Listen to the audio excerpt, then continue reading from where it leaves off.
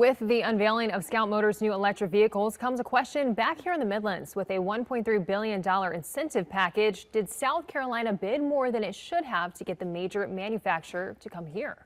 The nonpartisan government watchdog organization South Carolina Policy Council argues that we did.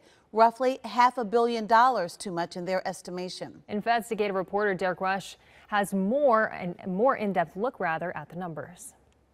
To answer the overarching question, did the state spend too much money on the Scout Motors deal?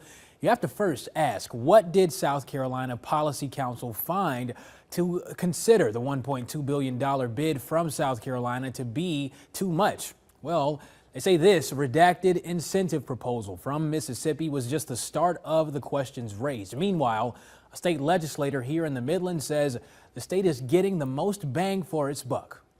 Several questions have come up surrounding the massive 1,600-acre project that will be home to the new Scout Motors plant in Blythewood. It was massive. It's going to be a huge economic boon to Richland County.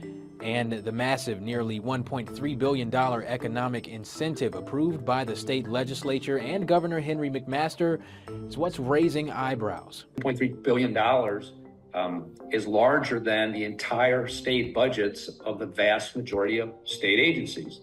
It equates to about $240 for every man, woman, and child in this state. I am not a big fan of economic incentives to companies to persuade them to come here unless it's a big deal, unless it's going to make a huge difference.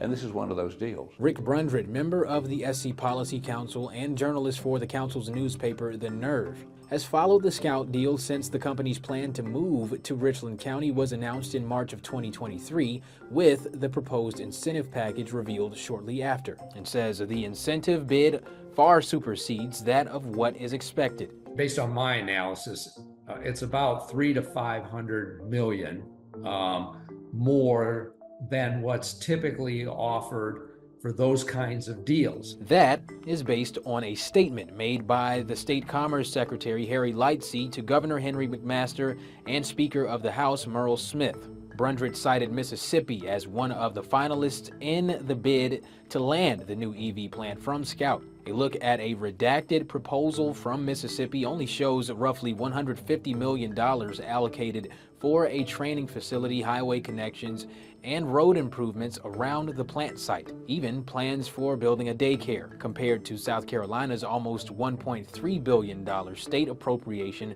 signed by the governor. Richland County Senator Dick Harpootlian says the state is getting the most bang for its buck, especially compared to past state economic incentives he himself scrutinized.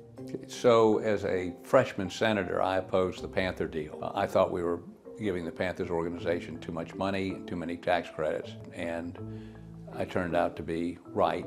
It went bankrupt. So when the Scout deal was proposed, I naturally was skeptical. This deal is guaranteed, as I say, with belt and suspenders. If it goes belly up, we get the land, all the improvements, and $1 billion.